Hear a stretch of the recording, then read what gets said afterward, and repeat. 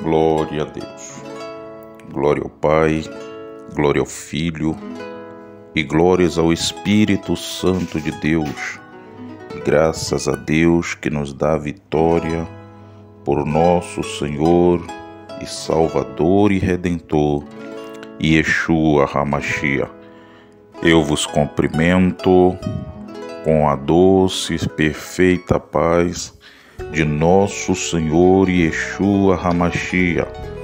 Quem vos fala é o seu humilde irmão em Cristo, pregador da cruz.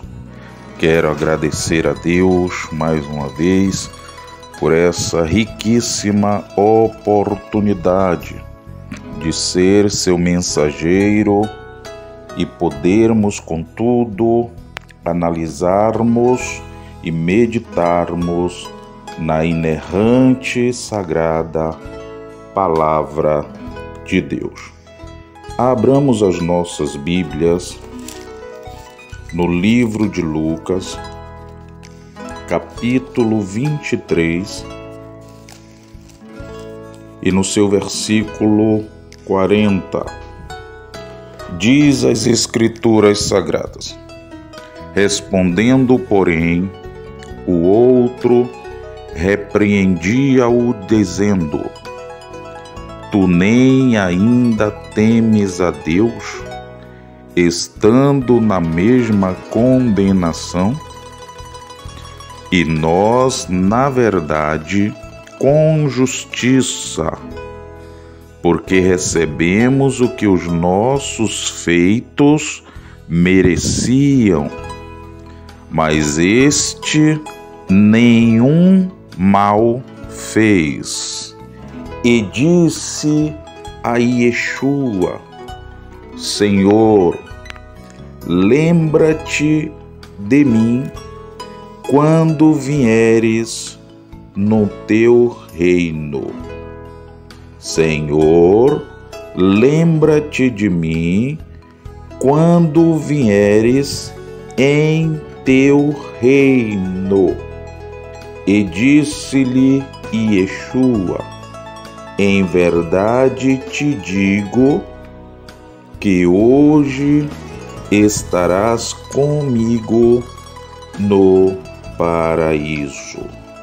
Glórias a Deus. Bendito e eterno Deus, Pai de nosso Salvador, Redentor e misericordioso Senhor, que nos enviou o teu Filho, amando-nos de tal maneira, para que todo aquele que crer nele não pereça, mas tenha a vida eterna.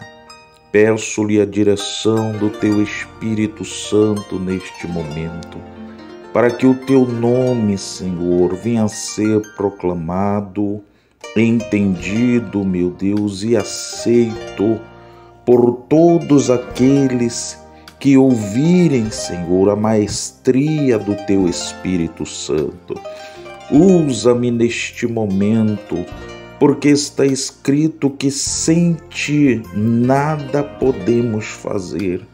Está escrito que o Senhor iria aos céus a estar com o Pai, mas enviaria aquele que é o Consolador para estar conosco todos os dias de nossas vidas.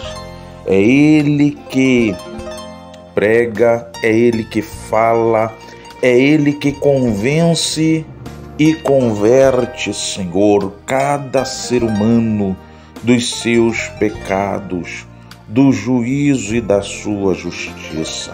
Então fala conosco, nos ensina, meu Deus, para que o teu santo nome venha a ser glorificado na vida daqueles que de bom grado ouvirem e aceitarem o teu santo evangelho, a nova e eterna aliança. Para a glória do Pai, do Filho e do Espírito Santo. Amém. E graças a Deus. É interessante a palavra de Deus as vertentes sagradas do Senhor, a supremacia das Escrituras, inspirada, inerrante, infalível e que está acima de tudo, todos e qualquer nação, governo, reinado, império ou estado sobre a face da terra. A inerrante palavra de Deus nos ensina, começando que Deus usa aproximadamente 40 autores, 40 pessoas que também, como nós, outrora falhos, outrora pecadores, outrora errantes, outrora imperfeitos, do qual, ouvindo, conhecendo e se entregando às santas palavras do Eterno de forma falada, escrita ou aparentemente mencionada pela grandeza da sua perfeita criação, se entregaram de todo o seu ser a esse santo, bondoso, fiel, justo, digno de toda aceitação. Nós sabemos que no livro dos princípios, no livro do começo, no livro do início da sociedade humana, não existia a palavra escrita. E o homem, por sua vez, caindo em transgressão para com a palavra falada de Deus,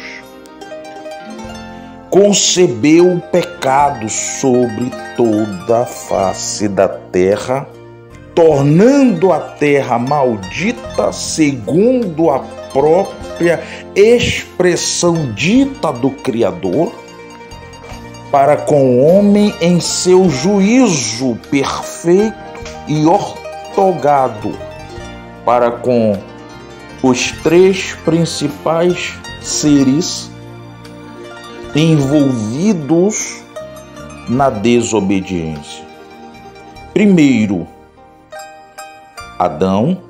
Segundo, Eva, que dando ouvido ao terceiro ser, caiu em transgressão, dando assim também do fruto proibido para o seu esposo, para o seu marido, para o seu companheiro. E a serpente. E acima dos três envolvidos estava a palavra falada do Criador, que lhes advertiu, dizendo: de todos os frutos das árvores que há no jardim,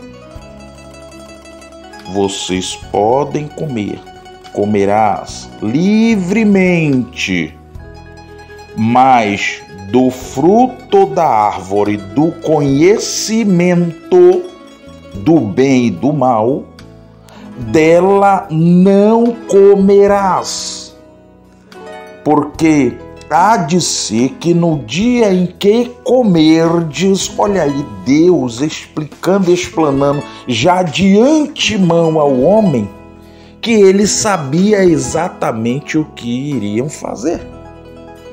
Mas no dia em que dele comerdes, certamente morrereis.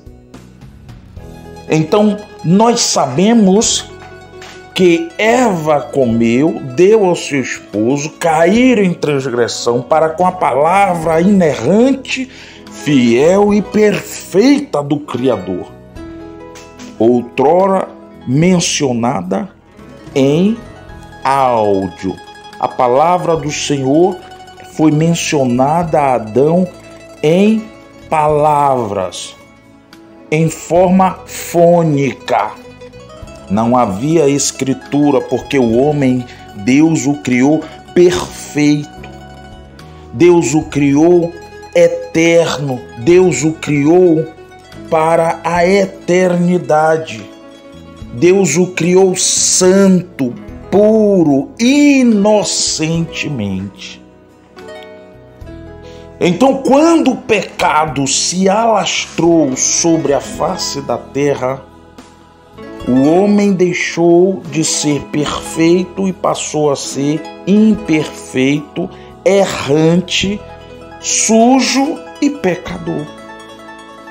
Porém, pela palavra do seu Senhor, ainda que eles haviam perdido a alta glória e graça de estar diante, de estar na presença, de estar diariamente nos braços ao encontro do seu Criador, do seu Deus, do seu Pai, do seu Senhor, então eles tiveram que, por terem pecado e transgredido diante da palavra que não pode ser rejeitada, não pode ser adulterada, não pode ser anulada, porque se diante das Escrituras Sagradas nós podemos ver reis, homens errantes, pecadores, falíveis,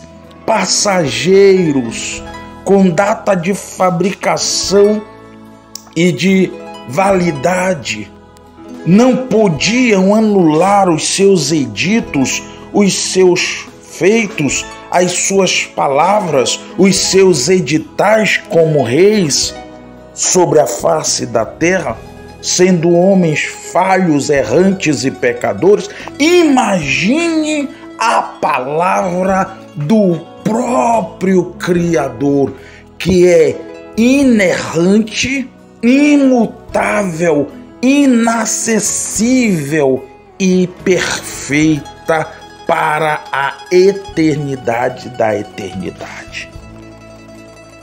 Então observamos que a palavra de Deus, ela é justa, ela é íntegra, ela é digna de toda aceitação.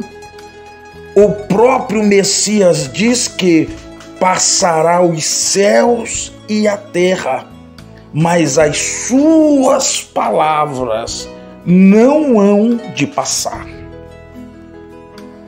Então, precisamos entender este princípio, precisamos entender este valor, precisamos entender que não estamos lidando com um ser qualquer, não estamos lidando com um material falível, degradante, feito por mãos humanas.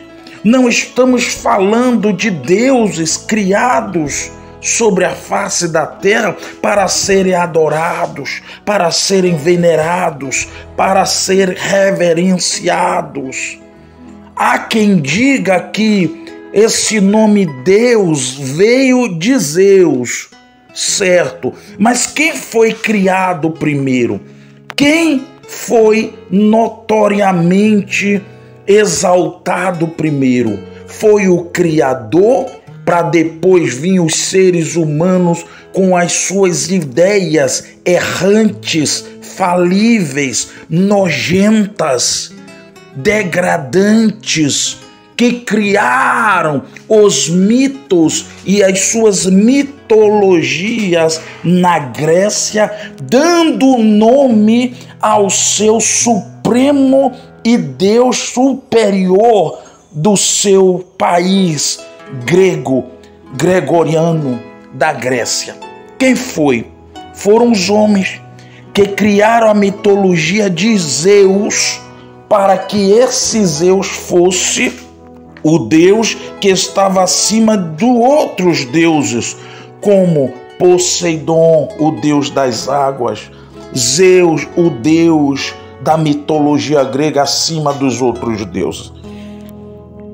Então, nós vemos que, independentemente do que os homens falam, fazem ou criam, o Criador, o grande eu sou, ou eu serei o que serei, ou eu sou o que sou, ou eu sou o que serei, ou eu serei o que sou, porque Ele é, Ele foi, e Ele está sendo, e Ele vai ser, e Ele veio, Ele é e há de vir, e nunca deixará de ser o que é, porque Ele nunca deixou de ser o que foi, o que é e o que há de vir.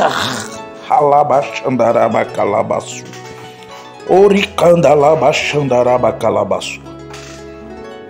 Então Deus pegou homens, mulheres, pessoas falhas, errantes, e pelo seu tratamento, Deus os trouxe à perfeição, como exemplo do homem que foi exaltado sobre todos os outros homens, exceto o filho do homem e o próprio homem criador do seu ser, Abraão. Abraão foi chamado de amigo de Deus. Abraão, Deus visitou Abraão. Deus, em forma de homem, desceu à terra com 2 anjos e visitou Abraão na antiga aliança. Quando Deus, uma certa vez, fala com Abraão, ele diz: anda na minha presença e ser perfeito. Nós vamos para a nova e eterna aliança, onde o apóstolo Pedro, ele se recusou a deixar o santo e sagrado e perfeito Filho do Homem lavar os seus pés. Ele achou que seria humilhante para o seu mestre, para o seu Senhor, lavar os seus pés. Ele olha para o Senhor e diz: não, meu Senhor, não, tu não lavarás os meus pés. E o Senhor, Yeshua, Filho do Altíssimo, olha para o Pedro, ainda em processo de aperfeiçoamento, como discípulo direto do próprio Filho do Homem. O Filho do Homem olha para ele e diz: olha, se eu não tu lavar os teus pés, tu não tens parte comigo. E ele disse: então, Senhor, lava não só os pés, como também a minha cabeça. E o Senhor olha para ele e diz: não necessitas de lavar, senão os pés, porque os demais está limpo, pela palavra que eu vos tenho falado. Então a palavra do Senhor, ela vem na direção da criatura como água, água da vida, água que lava, água que limpa, água que deixa o ambiente chamado corpo humano, chamado alma humana, preparado para serem alvos, para serem purificados pelo sangue do seu Filho, o Cordeiro de Deus, que tira, que limpa, que purifica o ser humano dos seus pecados. Então, voltando para o texto e o seu contexto, nós bem sabemos que quando o nosso Senhor, Mestre, Rei, Santo, íntegro, Filho do Deus vivo, entregou-se à morte, morte de cruz, sendo inocente, porém culpado, não porque ele houvesse cometido pecado em sua maneira de pensar, em sua maneira de falar, em sua maneira de se comportar, em sua maneira de viver. Não, ele era santo, inocente, puro. Não havia nele pecado algum. Não havia nele transgressão, não havia nele sujeira, não havia nele contaminação pelo pecado, não havia nele dolo algum. Mas quando ele, como Cordeiro de Deus, para tirar o pecado do mundo, para que todo aquele que nele cresce não perecesse, não fosse condenado, não tivesse a chance de arrependimento e uma porta de escape, de saída desse mundo condenado, desse mundo mortal, desse mundo aflito, confuso, errante e caminhando a passos largos para uma eternidade condenada, condenável e, infelizmente, eterna. Ele suportou os nossos erros, os nossos pecados, as nossas transgressões sobre ele. Então, naquele momento, o Senhor, como diz as Escrituras, foi contado com os pecadores.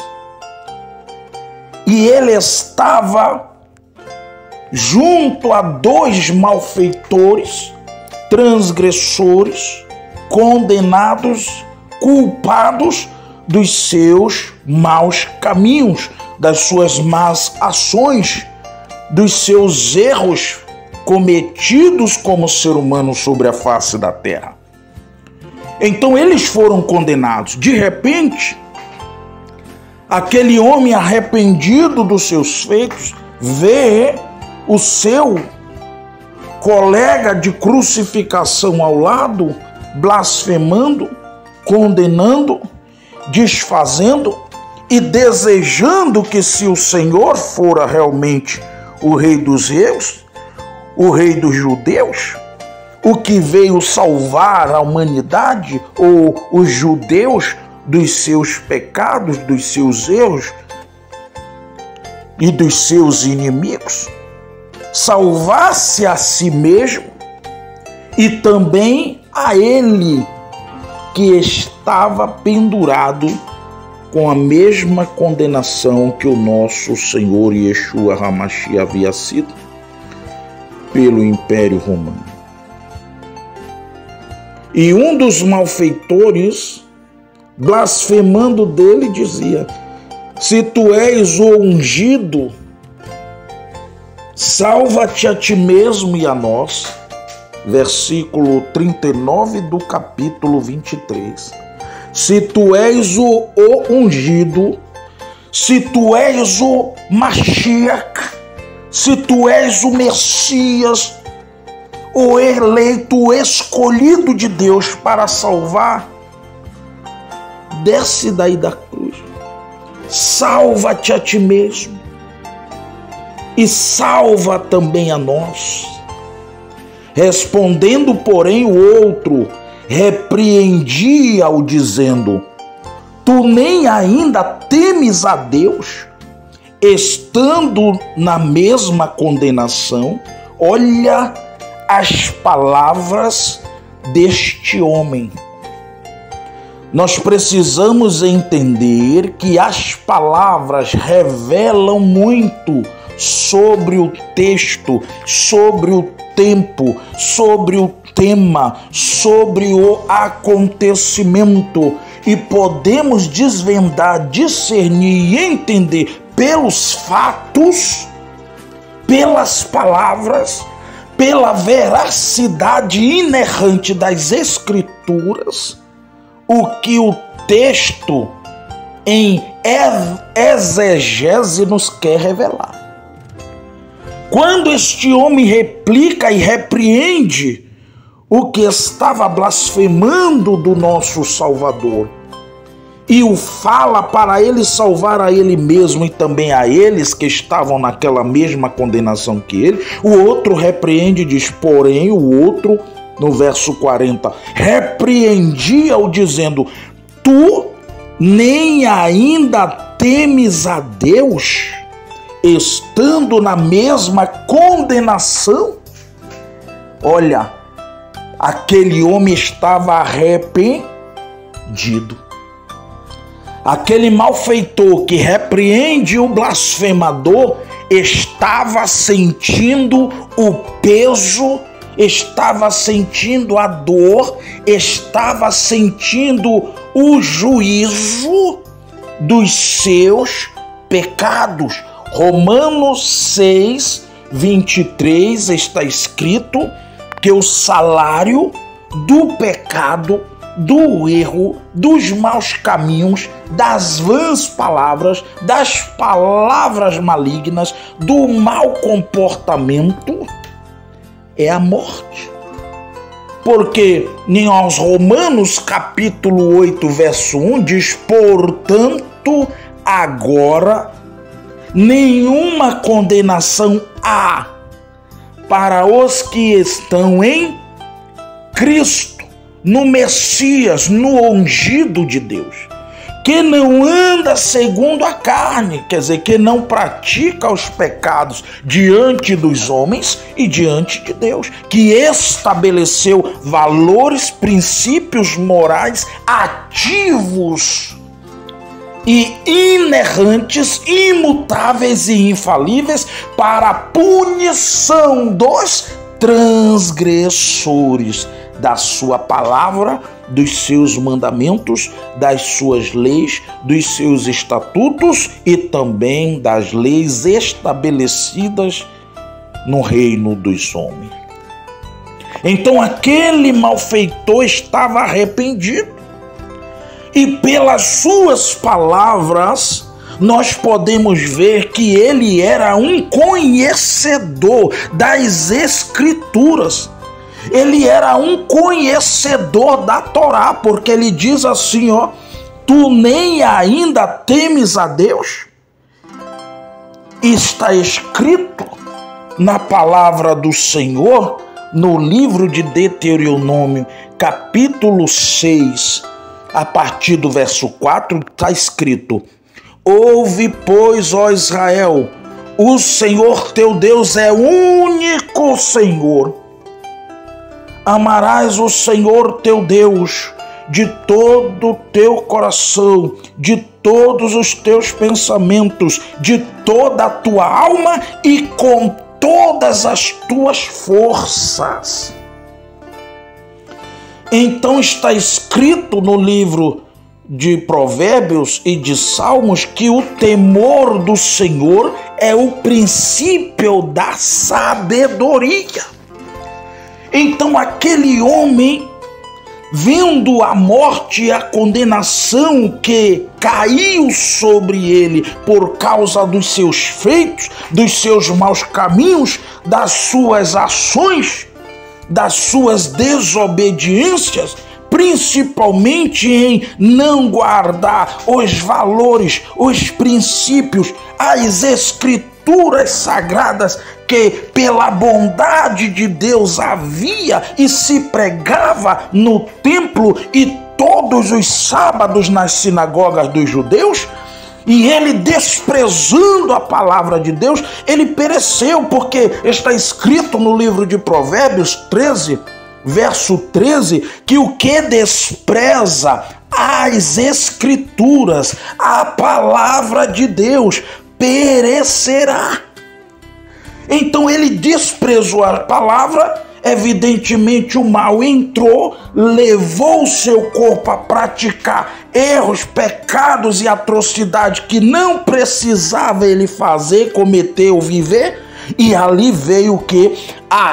O preço dos seus pecados, veio ali o preço dos seus maus caminhos, tanto diante de Deus como diante dos homens. Então o que pesava para ele não era ele estar sendo crucificado junto com o Messias e junto com outro malfeitor, mas pelas suas palavras nós podemos entender que aquele homem estava debaixo do temor de Deus, porque ele havia se afastado, rejeitado a bondade, a misericórdia, o amor e a grandeza de Deus através das suas inerrantes escrituras sagradas. Então aquele homem estava sentindo pavor de não ter a misericórdia de Deus sobre a sua vida. Ele aí responde no verso 41, e nós, na verdade, com justiça. Olha, o homem estava totalmente quebrantado, arrependido e debaixo do temor de Deus, porque ele reconhecia quão mal, quão errante, quão injusto ele andou sobre os termos de Israel, de Judá, de Jerusalém. Nós, na verdade, com justiça, recebemos o que os nossos feitos mereciam.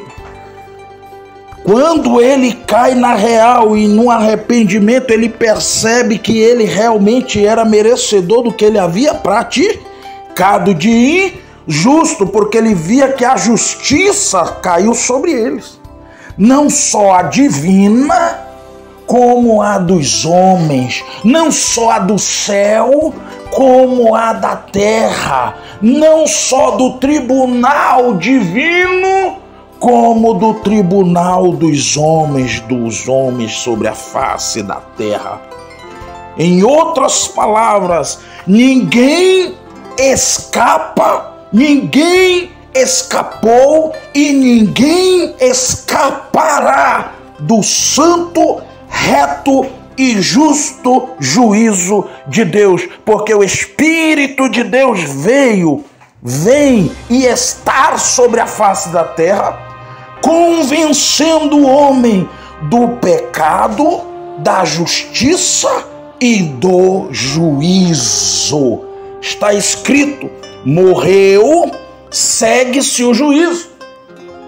Só que quando nós falamos em morte, as pessoas só se lembram da morte material, da morte física, se esquecendo também da morte de se afastar, se desligar, ou desprezar, ou não aceitar em si a vida que só o divino, o eterno, o Criador tem para com as suas criaturas sobre a face da terra. Morrer é estar longe, é estar morto nos seus pecados e afastado da presença divina. É a morte espiritual. Muitos estão mortos espiritualmente, achando que estão vivos, porque ainda não expirou, ainda não saiu de dentro de si o fôlego da vida dado pelo próprio Criador, para que este corpo e alma que habitam juntos nesse casulo carnal chamado físico, corpo, masculino ou feminino, ainda vive sobre a face da terra. Então aquele homem arrepende-se de tal maneira que ele reconhece que a justiça não errou quando os puniu pelos seus feitos, pelos seus erros e pelos seus pecados.